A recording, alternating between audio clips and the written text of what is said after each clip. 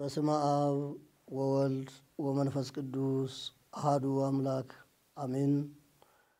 የእግዚአብሔር ቤተሰቦች የእመቤታችን የድንግል ማርያም የአስራት የአደራ ልጆች ባሰባሰበን በኃያሉና በገናናው በቅዱስ እግዚአብሔር ፍጹም ሰላምታ ቃል እንደምን ቆያችሁ? እንደምን ዝለጅልሳ ደረሳችሁ? አሜን። ሳይገባን በምሕረቱና በቸርነቱ በቃሉ እንድንጸና በቤቱ እንድንኖር የፈቀደልን የአባቶቻችን አምላክ ቅዱስ እግዚአብሔር ስሙ የተመሰገነ ይሁን። እሱን ጠርተን እሷን ማንተዋት ከሞት ወደ ሕይወት የተሸጋገርንባት እውነተኛ ድልድያችን እመቤታችን ቅድስት ድንግል ማርያም ስሟ ከፍ ከፍ ያለ ይሁን። ጻድቃን ሰማዕታት ቅዱሳን አባቶቻችን እንደየክብራቸው እግዚአብሔር ባከበራቸው መጠን እኛም እናከብራቸዋለንና ስማቸው ከፍ ከፍ ያለ ይሁን። ልትድን ትወዳለህን? ይህንን ኃይለ ቃል የተናገረው ጌታችን መድኃኒታችን ኢየሱስ ክርስቶስ ነው። ጌታችን አምላካችን መድኃኒታችን ኢየሱስ ክርስቶስ ይህንን ኃይለ ቃል የተናገረው በዚህ በዮሐንስ ወንጌል ምዕራፍ 5 ቁጥር 6 ላይ ነው። መድኃኔ ዓለም ኢየሱስ ክርስቶስ ይህንን ቃል ልናገር የቻለበት ምክንያት በኢየሩሳሌም የአይሁድን በዓል ለማክበር ሄዶ ከተመለሰ በኋላ በቤተ ሳይዳ በመጠመቂያ ስፍራ በተለያዩ በሽታ የተመቱ ሰዎች የታመሙ ሰዎች ስለሚገኙ ወደዛ ጎራ ያለበት ሰዓት ላይ ነው ይህንን ኃይለ ቃል የተናገረው። መድኃኔ ዓለም ኢየሱስ ክርስቶስ ገና ወደዚች ዓለም ሲመጣ በዓለም ላይ ሰዎች በስጋም በነፍስም ታሞ ነበር። ሰዎች የስጋም የነፍስም ሕመም ተሸክሞ ነበር። ከነዚህ መካከል በስጋ ሕመም የተመታው መጻጉዕ የሚባል 38 ዓመት ሙሉ ባልጋ ተኝተው የእግዚአብሔርን እጅ የእግዚአብሔርን ምሕረት የሚጠባበቅ ነበር። እቺ ቤተ ሳይዳ በኢየሩሳሌም በገሊላ አጠገብ የምትኖር በተለይ በጥብርያዶስ ባህር አጠገብ የምትገኝ ከተማ ናት። ይቺ ከተማ ዋነኛው ስራዋ በንግድ የምትታወቅ ከተማ ናት። ቤተ ሳይዳ ማለት የበግ በር ማለት ነው። የበግ በር የተባለበት ደግሞ በኦሪት ዘመን ለመስዋዕት የሚቀርቡ በጎች በተለይ በኢየሩሳሌም በእስራኤል በስተደቡብ በኩል የሚገኙ በጎችን የሚያስገቡት በዛች በቤተ ሳይዳ ነበር። በቤተ ሳይዳ ሲደርሱ ለእግዚአብሔር መስዋዕትነት የሚበቁ የሚሆኑ በጎች የሚመረጡበት ስፍራ ነበር። ለዛ ነው የበጎች በር ተብላ የምትጠራ። በዛው በቤተ ሳይዳ ውስጥ ቤተ ስዳ የሚባል መጠመቂያ ያለው ነበር። ቤተ ሳይዳና ቤተ ስዳ ይለያያሉ። መጻጉዕ ተኝቶ ያለው በዛች በቤተ ሳይዳ ቤተ ስዳ የምትባለው ስፍራ ላይ ናት። ቤተ ስዳ ማለት የምሕረት የጸጋ የቸርነት በር ማለት ነው። በኢየሩሳሌም ከተማ ውስጥ በዛች በቤተ ስዳ ሰዎች ይጠመቁና ከተለያየ በሽታ ሊፈወሱ የእግዚአብሔርን እጅ ይጠባበቁ ነበር። በዛች መጠመቂያ አለች። ያችን መጠመቂያ ቅዱሳን መላእክት የሚባርኳት በቅዱሳን መላእክት እጅ የምትባረክ ለሰዎች ምሕረት የምትሰጥ ፈውስን የምታድል ውሃ ናት። በተለይ ስሙ እግዚአብሔር ፈዋሽ ነው በሚለው የተሰየመው በሰዎች ሕመም ላይ ተሾሞ መልአኩ ቅዱስ ሩፋኤል በየጊዜው እየሄደ ያቺን ውሃ ያናውጣት ይባርካት ነበር ይላል። በዚህ በዮሐንስ ወንጌል ምዕራፍ 5 ቁጥር 1 ተነስታችሁ ስታነቡ መልአኩ ይባርካታል። ያቺ መጠመቂያ 5 በር ነበራት፣ 5 በር አላት። በ5ቱም በር ይገባሉ። ቀድሞ የገባ ሰው ካለበት በሽታ ይፈወሳል። የእግዚአብሔርን ምሕረት የሚረጋገጥበት ሰዓት ይሆናል ማለት ነው። ይህ መጻጉዕ የተባለ በሽተኛ በዛች በቤተ ሳይዳ በቤተ ስዳ ቤት ውስጥ በመጠመቂያው ስፍራ ላይ የእግዚአብሔርን ምሕረት እየተጠባበቀ 38 ዓመት ሁሉ ኖሯል። ምክንያቱም መጻጉዕ ገና ከልጅነቱ ጀምሮ የእግዚአብሔር ምሕረት ከሱ የራቀ የወጣትነቱን ጉልበት እግዚአብሔር በበሽታ ስለመታበት አቅማቱ ምሰቃይ ከልጅነቱ ጀምሮ የምሰቃይ ሰው ነበር። መጻጉዕ ገና ክርስቶስ ሲወለድ በዛች በቤተ ሲዳ ነበር ተኝቶ፣ በዛች አልጋ ተኝቶ ነበር። ገና ክርስቶስ ሲወለድ፣ ገና ክርስቶስ ሲጠመቅ በዛች ነበር። ክርስቶስ ሲሰቀል በዛች ነበር። አቅም ስላልነበረው፣ የሚወስደው ስላልነበረው፣ ቀድሞ ሲነሳ ሰዎች ቀድሞ ስለሚሄዱ አቅም ስለሌለው የእግዚአብሔር ምሕረት ወደሱ አልመጣም ነበር ክርስቲያኖች። ነገር ግን መድኃኔ ዓለም ኢየሱስ ክርስቶስ በነፍስ የታመሙትን ለአዳምና ለዘሮቹ እንደመጣ ሁሉ በሥጋ ታሞ ለሚሰቃዩትም እግዚአብሔር ቅርብ ነውና ኢየሩሳሌም ሲመለስ በቤተ ሳይዳ ወደ ቤተ ሲዳ ገብቶ መጻጉዕን ጎበኘ። መጻጉዕን ተመለከተ።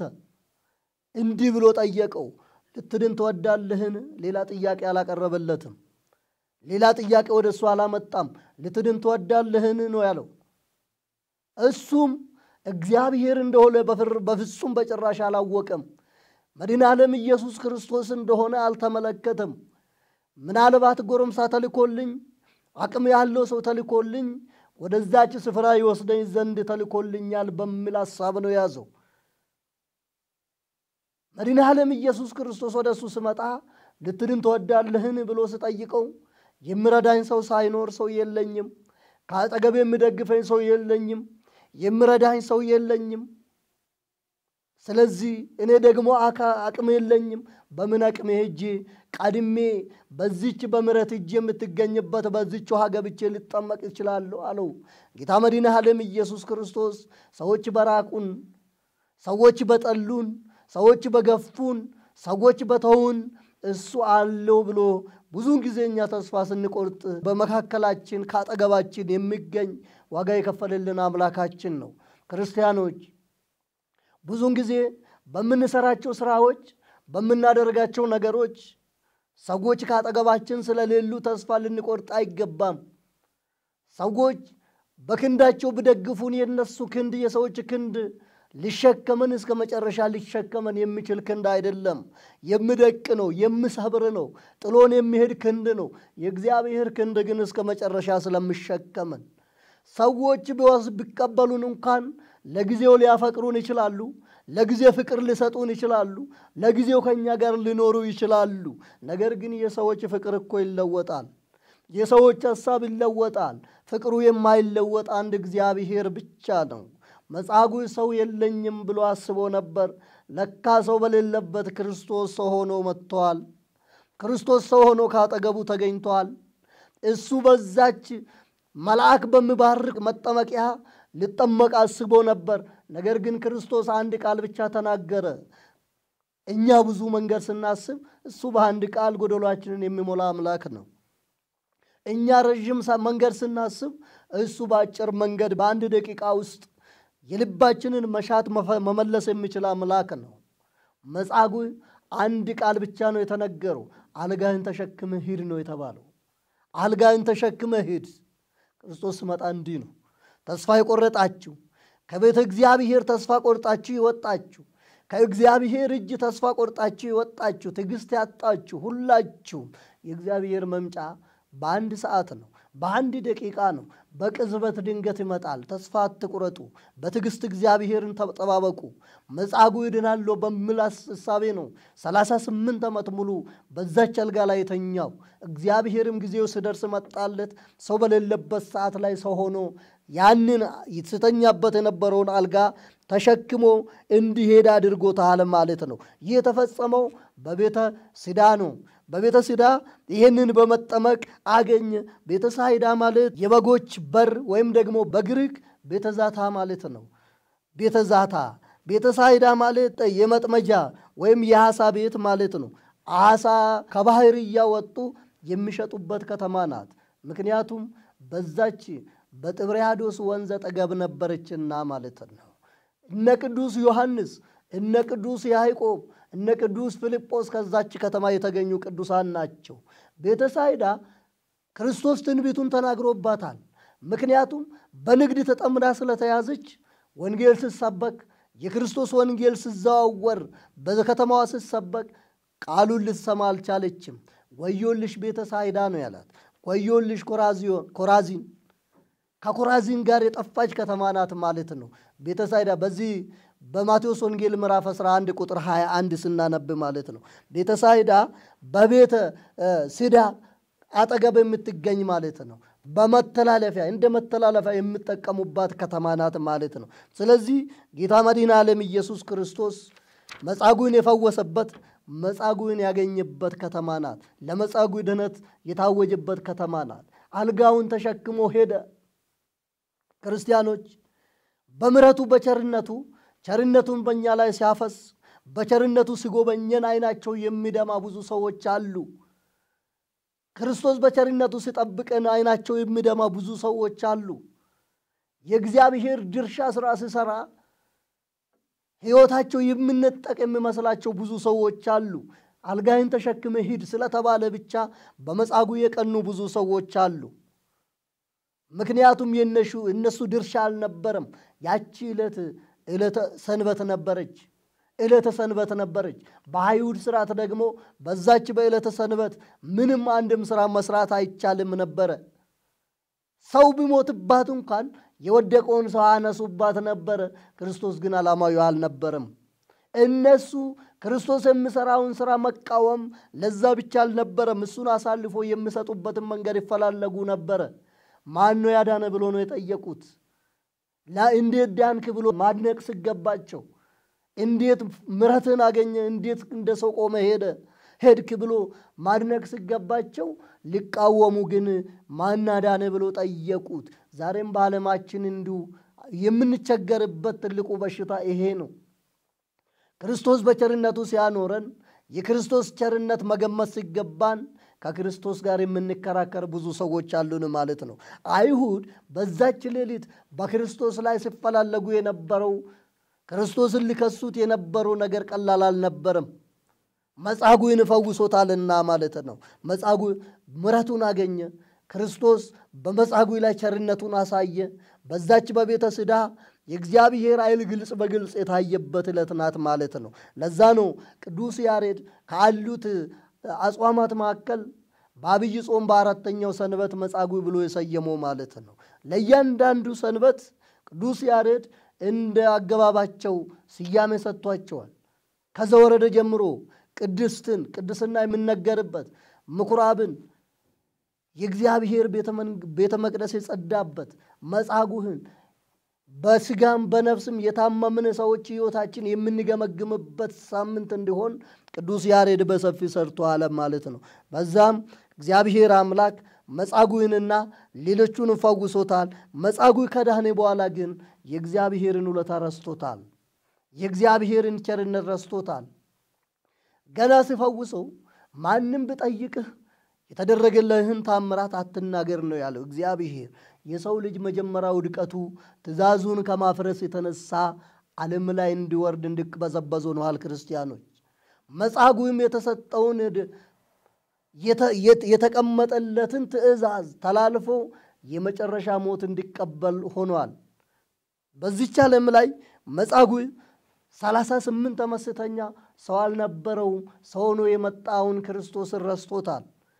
38 ዓመት ወደሚድንበት ስፍራ የሚያደርስ ሰው ጠፍቶ ነበረ። ከዛች ከተኛበት አልጋ ያነሳውን ክርስቶስን ረስቶታል። ክርስቶስን ክዶታል ማለት ነው በስተመጨረሻ። ለዛ እኮ ነው የልባችን መሻት የማይፈጸምልን። ክርስቶስ ከተለያየ ስፍራ አንስቶን ሰው አድርጎናል። ክርስቶስ ከውድቀታችን ሁሉ አንስቶን እንደ ሰው እንድንቆም አድርጎናል። ከሰው እኩል እንድንንቀሳቀስ አድርጎናል። የሰው ልጅ ግን ውለታውን ይረሳል። የሰው ግን የተደረገለትን ነገር ይረሳል። እግዚአብሔርን ያስቀይማል ማለት ነው። እንደ መጻጉዕ እንዳንሆን እግዚአብሔር አምላክ ሁላችንንም ይርዳን። እንግዲህ በዚህ በዓለማችንስ ዛሬ በምንኖርበት ጊዜ ላይስ ስንት በሽታዎች አሉ። ስንቶቻችን ነው በቤተ ሳይዳ የሚጠይቀን አተን በዛች በተሰባበረች አልጋ ተኝተን ያለነው? ስንቶቻችን ሰዎች በዚች ዓለም ስንኖር ካለማወቅ የተነሳ ባልታወቀ በሽታ ሲመቱ ይኖራሉ። በመጀመሪያ አዳምን ስንመለከት አዳም በብርሃን እንዲመላለስ ነበር እግዚአብሔር አምላክ የፈቀደለት። በዛች በብርሃን ቦታ እንዲኖር ነበረ። እንደ እግዚአብሔር መልአክ እንዲያመሰግን ነበረ። ለአዳም ይሄ የብርሃን ቦታ ሲሰጠው ሕግ ወጥቶለት ነበር የሚኖረው። ስርዓት ወጥቶለት ነበር የሚኖረው። የሚበላውና የማይበላውን ለይቶ ነው ክርስቶስ ያስቀመጠለት። ይሄንን የበላለት የሞትን ሞት ትሞታለህ ብሎታል። ይሄንን ግን ለምግበ ሥጋ ተጠቀምበት ብሎ ፈቅዶለታል። አዳም ግን ይሄንን ክብር ሊጠብቅ አልቻለም። እግዚአብሔርን በማስቀየም አታድርግ የተባለውን ሕጉን ጥሶ ወረደ። ካለማወቅ የተነሳ ለሰይጣን ተገዛ፣ ወደሚሄድበት ስፍራ ስለማያውቅ ማለት ነው። ብዙ ሰዎችም ዛሬ በዓለማችን የእግዚአብሔርን ትእዛዝ በመጣስ ጾሙ የተባለውን በመብላት እየተኩ፣ ስገዱ የተባለውን በጭፈራ እየተኩ፣ እግዚአብሔርን አምልኩ ሲባል በየአዳራሹ እግዚአብሔርን ሲያስቀይሙ እናገኛለን። ይህ ትእዛዝ ማፍረስ ነው፣ ባለማወቅ ነው። ከሚያውቁ እያወቁ ከሚያጠፉ ሰዎች ተከትሎ የሚጠፉ ሰዎች ናቸው። አሁንም እነዚህ ሰዎች በትልቅ በሽታ ተመተው ያሉ ሰዎች ናቸው። እንደ መጻጉዕ አሁንም በቤተ ሲዳ ተኝተዋል። ተነስቶ ሊንቀሳቀሱ አይችሉም። በሰይጣን እስራት ታስሮ ተኝተዋል። ወንጌል ይሰበክላቸዋል። ከተደነቆረበት ስፍራ መነሳት አቅቷቸዋል። በዛች በቤተ ሲዳ ተኝተዋል። እነዚህ ሰዎች ካለማወቅ የተነሳ የእግዚአብሔርን ትእዛዝ እያፈረሱ የሚኖሩ ሰዎች ናቸው። ወደማይገባ ቤት እየተመላለሱ የሚኖሩ ሰዎች ናቸው። ባለማወቅ እየጠፋን እንገኛለን። አሁንም በዚች ዓለም ላይ የጠፋንበት መብልን በመውደድ ነው። መጀመሪያም የሰው ልጅ ከክብሩ የወረደው መብልን በመውደድ ነው የወረደው። መብልን በማስቀደም ለስጋው በማድላት ስጋውን ለመጥቀም ነፍሱን በመጉዳት በዚች ዓለም እንድንቅበዘበዝ ሆነናል። ትእዛዙን አንቀበል ብለን ነው አሁንም በዚች ዓለም ላይ እየተቅበዘበዝን ያለ ነው። በዓለማችንም ብዙ ሰዎች ባለማወቅ የእግዚአብሔርን ትእዛዝ ጥሰው የሰዎችን ሕግ እየተከተሉ የሚሄዱ በዝቷል። ሁለተኛ እያወቁ የሚያጠፉ ሰዎች ናቸው። የማያውቁትን ሰዎች የሚያስቱ እነዚህ በራሳቸው በፈጠሩት በሽታ እየታመሙ ይገኛሉ። ከእግዚአብሔር ይልቅ ንብረትን የመረጡ፣ ከእግዚአብሔር ክብር ይልቅ የራሳቸውን ዝናና ክብር የሚመርጡ፣ እግዚአብሔር የሰጣቸውን አደራ ረስተው የሰውን ሕግ ለማክበር የሚሯሯጡ፣ እግዚአብሔር አገርን እንዲመሩ ሕዝብን እንዲያስተዳድሩ በመልካምነት እንዲሰሩ የሰጣቸውን ዕድል በሙስና እየለወጡ በሰው ደም ላይ እየተራመዱ የሰውን ሕይወት እያጠፉ የሰውን ኑሮ እያበላሹ እግዚአብሔርን የሚያስቀይሙ ሰዎች በማወቅ ከእግዚአብሔር ጋር የሚጣሉ ታላቅ በሽታ የተሸከሙ ናቸው።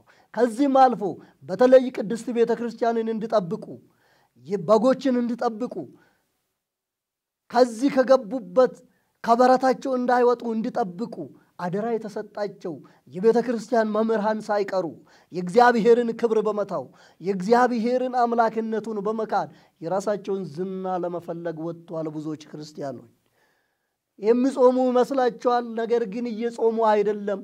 የሰውን ትዳር እየበጠበጡ፣ የሰውን ኑሮ እያፈረሱ፣ ድሃውን እያለቀሱ፣ የድሆችን ሕፃናት እያስለቀሱ፣ እግዚአብሔርን እያስቀየሙ ዛሬ ክብራቸውን ለመጠበቅ እግዚአብሔርን የሚያስቀይሙ ሰዎች፣ እያስቀየሙ የሚኖሩ ሰዎች እያወቁ በራሳቸው በፈጠሩት በሽታ እየታመሙ ይገኛሉ።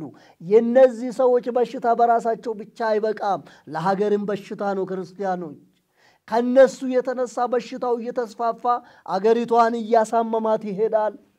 እነሱ የጀመሩት ከነሱ የጀመረው በሽታ ቤተ ክርስቲያንን እያስለቀሳት ይሄዳል።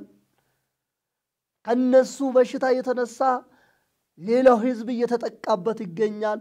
ሌላውንም እያጠፉ ይገኛሉ ማለት ነው። እነዚህ ሰዎች ጾምን ይጾማሉ። ነገር ግን የትኛውን ጾም ነው የሚጾሙት? እየዋሹ መጾም እግዚአብሔር እንደዚህ አይነትን ጾም አይቀበልም። እየሰረቁ መጾም የእግዚአብሔር ትእዛዝ አይደለም። ጾሙን አልጾሙም። ይሄ የጾም ስርዓት አይደለም። እየገደሉ መጾም ሰውን እየገደሉ የሰውን ደም እያፈሰሱ መጾም የእግዚአብሔር ትእዛዝ አይደለም። እነዚህ ሰዎች አልዳኑም። አሁንም በቤተ ሳይዳ በዛች በአልጋ ተኝተዋል። ዕድሜያቸውም እየቆጠረ ነው። እግዚአብሔር ጊዜ እየሰጣቸው ነው። ነገር ግን እያወቁ እግዚአብሔርን እየበደሉ ስለሆነ ከዛች አልጋ ልነሱ አልቻሉም። እግዚአብሔር ይምጣላቸው።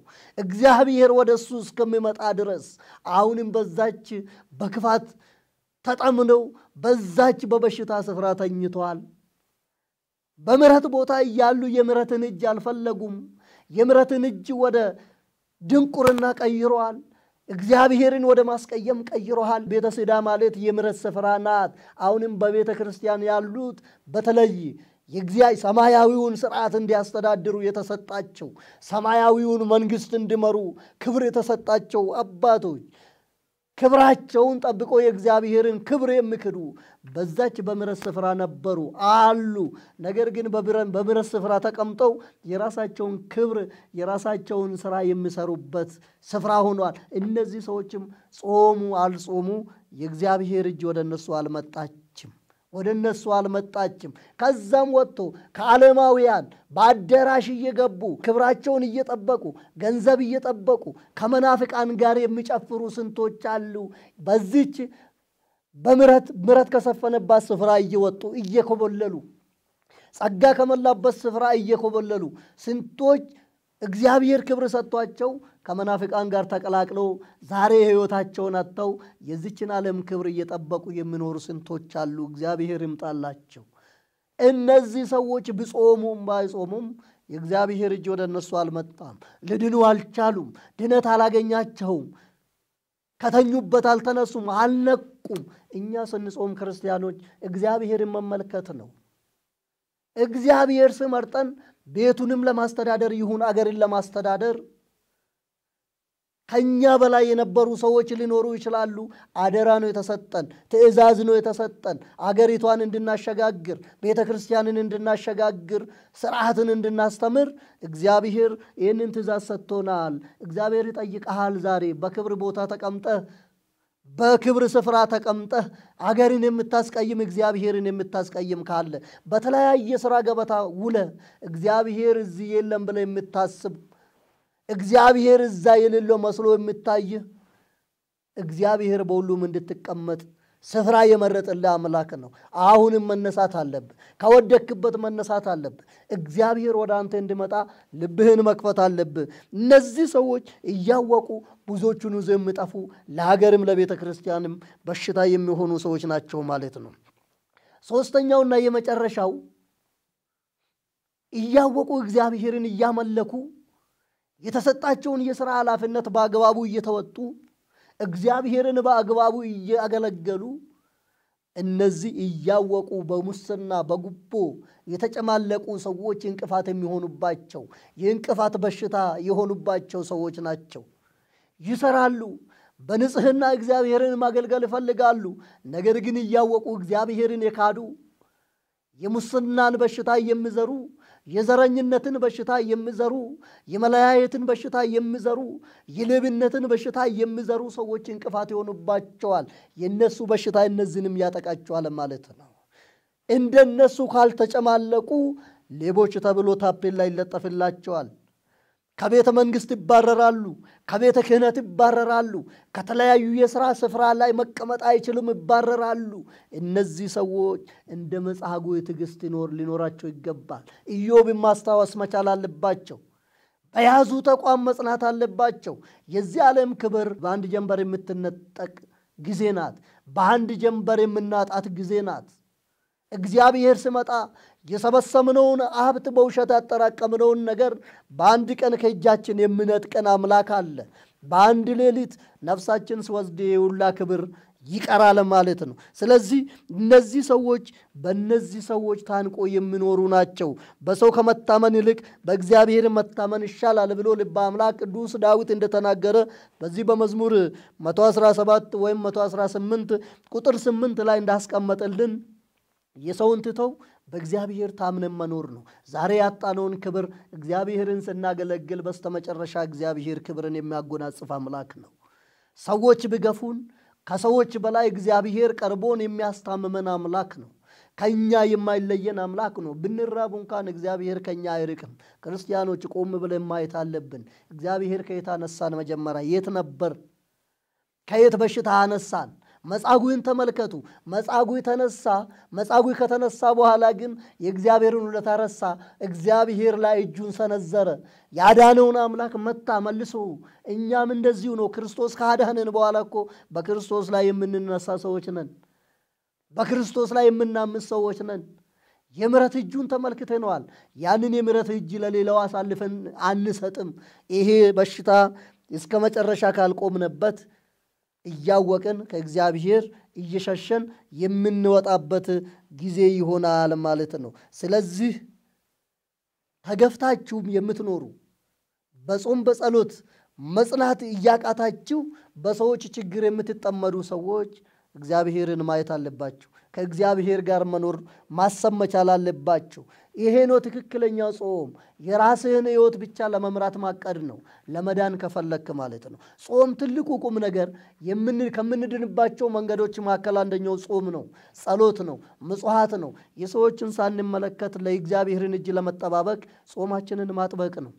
ሰውን አለማየት፣ ሰውን አለመከተል፣ የሰውን ነገር አለመመልከት፣ እድንበታለሁ ብለን ከመጠቀም ውጪ ለሌላ ነገር ጾምን መጠቀም አይቻልም ማለት ነው። እንደዚህ ካልሆነ የምንጾመው ጾም ከንቱ ነው። እየሰረቅን መጾም ከንቱ ነው።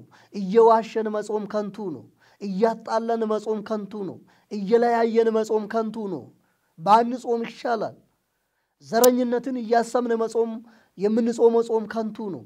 ከእግዚአብሔር ጋር አያኖርንም ማለት ነው። ስለዚህ ትክክለኛው ጾም በምጽዋት የታጀበ በጸሎት የታጀበ የምንሰማቸውን ነገሮች በመርሳት ከእግዚአብሔር ጋር እየኖርን የእግዚአብሔርን ቸርነት ብቻ እያሰብን የዛሬውን ሳይሆን የነገውን እየተመለከትን የምንጾመው የጾም አይነት ነው። ስለዚህ ቅዱስ ያሬድም ይህንን ሳምንት የእግዚአብሔርን እጅ፣ የእግዚአብሔርን ምሕረት፣ የእግዚአብሔርን በጎነት፣ የእግዚአብሔርን ጸጋ እያሰብን ምንኖርበት ሳምንት አድርጎ ይህንን መጻጉዕ የሚል ስያሜ ሰጥቶታል። እንደ መጻጉዕ እግዚአብሔርን ሳንክድ ከእግዚአብሔር እጅ ሳንወጣ የእግዚአብሔርን ውለታ ሳንረሳ በጾም በጸሎት ጸንተን እስከ መጨረሻ ከሱ ጋር እንድንኖር የአምላካችን የቅዱስ እግዚአብሔር መልካምና ቅዱስ ፈቃዱ ይሁንልን። የሰዎችን ሥራ ብቻ ሳይሆን የራሳችንን ሥራ ይዘን የራሳችንን መልካም መንገድ ይዘን ለሌላው ምሳሌ ይሆን እስከ መጨረሻ ከሱ ጋር እንድንቆይ አምላካችን እግዚአብሔር ሁላችንንም እንዲረዳን እርሱ መልካምና ቅዱስ ፈቃዱ ይሁንልን። የእግዚአብሔር ቸርነት የእመቤታችን የቅድስት ድንግል ማርያም አማላጅነት ከሁላችን ጋር ይሁን። ወስብሐት ለእግዚአብሔር ወለወላዲቱ ድንግል ወለመስቀሉ ክቡር። ይቆየን።